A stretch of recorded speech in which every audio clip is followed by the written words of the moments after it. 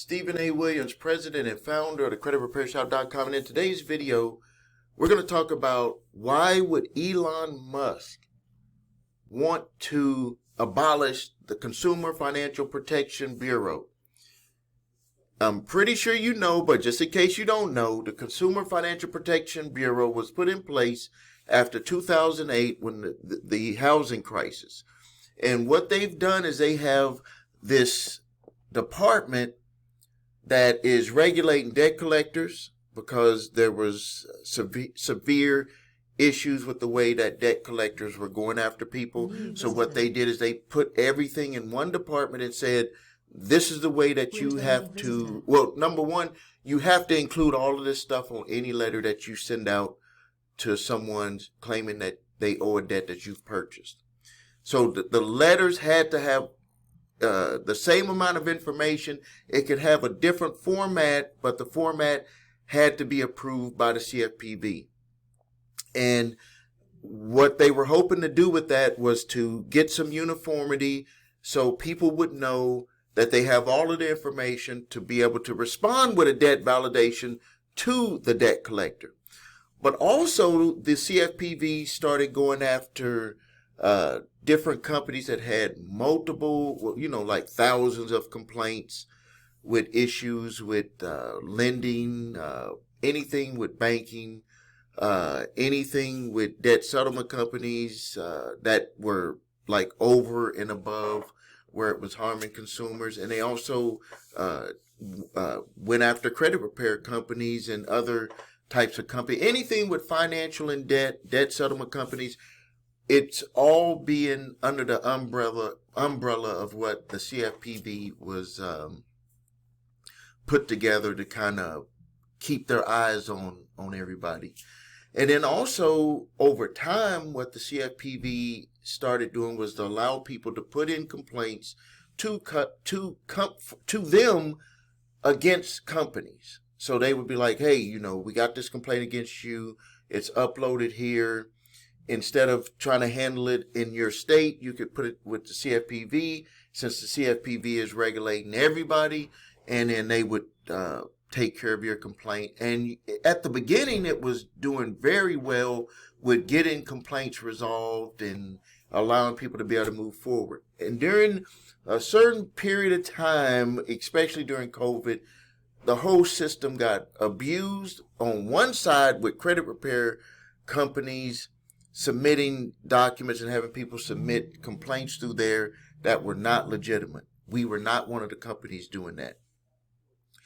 Also, there's been what's called overreach, which conservatives and some liberal politicians and companies, whatever way their company leans, have thought that the CFPB is kind of overreaching. And there have been Supreme Court hearings and decisions. There was one where they tried to get the CFPB abolished, saying that their funding mechanism was not constitutional. And their funding mechanism is through going out there finding lawsuits and suing companies. So they're saying that in a way they're finding lawsuits rather than having lawsuits from complaints coming to them, which they're doing, in my opinion, are doing both because of what I see, in my opinion.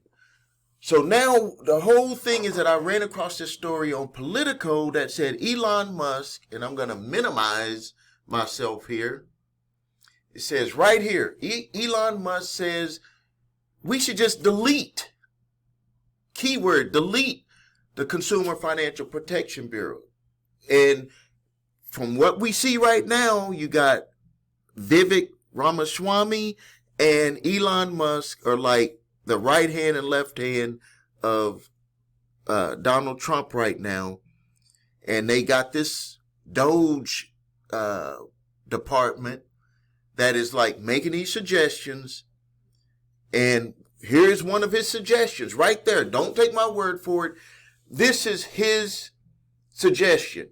And it also says here, Republicans and the financial industry have long targeted the Consumer Financial Protection Bureau for what they considered its overly aggressive regulation.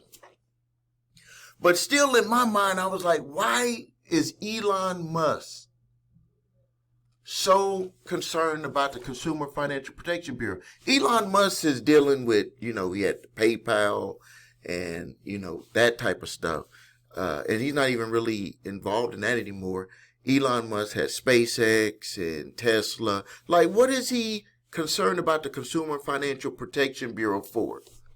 Can some of you type in the comments, why is Elon Musk concerned about the Consumer Financial Protection Bureau? Why is Elon Musk concerned about the Consumer Financial Protection Bureau? And why is Elon Musk saying we should delete the Consumer Financial Protection Bureau, and Musk calls for the elimination of the Consumer Financial Protection Bureau? Why is that? Well, when I was reading down on the article, including the other things that I've stated, it had an interesting line here that they did not go too far into. And I can tell you something else that they're doing that really gets people lined up to fall in line to have something like this happen, is that they're going on all of these podcasts, and they're going on all of these different internet, YouTube shows or whatever you want to call them. And they're using words like, and I'll just quote Joe Rogan, said Joe Rogan, he believes that the CFPB was terrorizing tech firms and startups, and that they wanted to compete against big banks. That's their words. The CFPB is terrorizing tech firms and startups. That's Joe Rogan's words. So why is Elon Musk so concerned about the CFPB? And when I went down on the article and I looked, and I was like, oh, it's all about the venture capital firms. So it says here, Andressen's venture capital firm, Andreessen Horowitz of A16Z invested in a company, Lend Up Loans, that was shut down by the CFPB over allegations of illegal marketing and fair lending violations. At the time, the CFPB noted that the company, which pitched itself as a payday lender alternative, had been blocked by Andressen's firm, among other. Backed. Sorry, not blocked. Backed. Need to clear my glasses. Backed by Andressen's firm, among other preeminent venture capitalists. Something that I found out that has me very concerned. Now, on the lending side, okay, let's think about it this way. On the lending side, we just can't be desperate. We got to get our credit in order so we can dictate the terms on the loans that we go out there to get. But on the other side, something that shocked me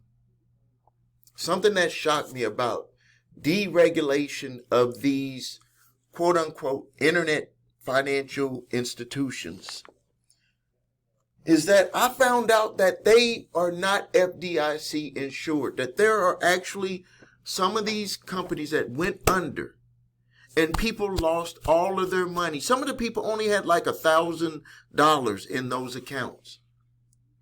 And and they thought that they were FDIC insured, and on some of them the website said that they were FDIC insured, and they were not.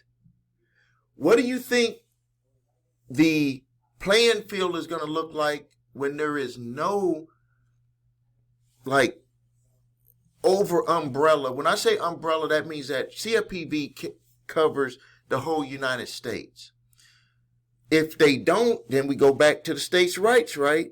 We got to go back to the states' rights. If we go back to the states' rights, then that means that your individual state will rule over what that company does. But that company can do anything they want on national level. And then if you have an issue with them, if there's not enough complaints in your state, nothing's going to happen.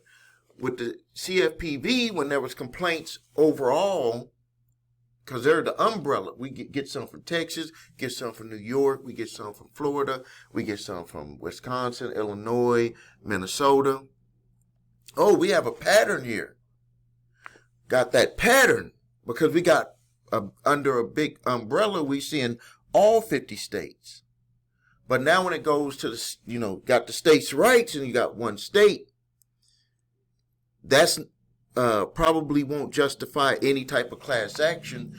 And state may not require FDIC insurance for any business to do business in your state. That's taking your money as a financial institution. As a lender, they're lending out the money, but that's going to be based on your credit. You get into a bad deal, that's based on your credit. But if you're actually giving your money to be sitting in there and this company is not really FDIC insured, that's a huge problem. And if you pin it down state by state, it could take 10, 20 years before a problem shows its face.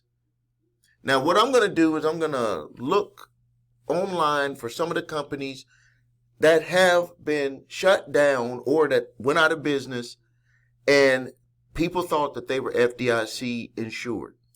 All right, I've consulted with legal counsel, and I'm not going to mention any names.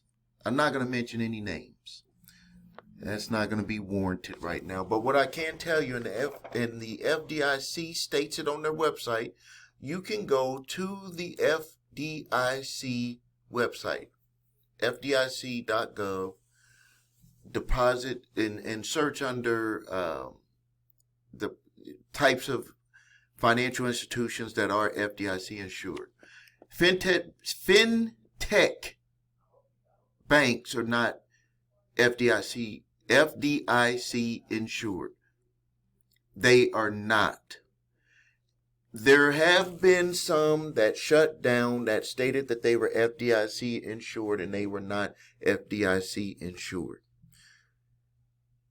This goes back to the Consumer Financial Protection Bureau. What happens if an individual starts a fintech banking company, or whatever you want to call it, fintech financial institution, takes your money, bank closes down? Is that individual held responsible for that happening?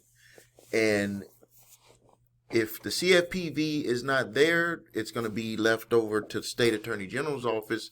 And we all know if it's not enough people who are harmed and the puzzle is not put together, that it's, State Attorney General can't go messing around with another state that they're not the Attorney General over. So if there's not enough people who are affected, they are not going to open up a case to do anything about it. All right, so that's my summation of why I believe Elon Musk wants the Consumer Financial Protection Bureau deleted, in his words, quote unquote. I want to delete the Consumer Financial Protection Bureau. Post your questions and comments. Let me know what you think about it. Should they get rid of the Consumer Financial Protection Bureau? I can tell you, for us with the credit repair shop, it is crazy how things go full circle. The way that we've always done it is that we've went to the bureaus and we went to the furnisher or the debt collector. Like, credit repair is about dealing with those parties. We never utilize any of this crazy stuff to have all of these other people involved in CFPB, complaints and that. I mean, yes, we've done them if there's legitimate complaint, but not as the credit repair process, like to take over what we did just because you're trying to get some type of quick action. No, we've never done that. And you can go and look at my past videos and look at the people who were like, Steve, we don't, you just don't want to have people go there and do it.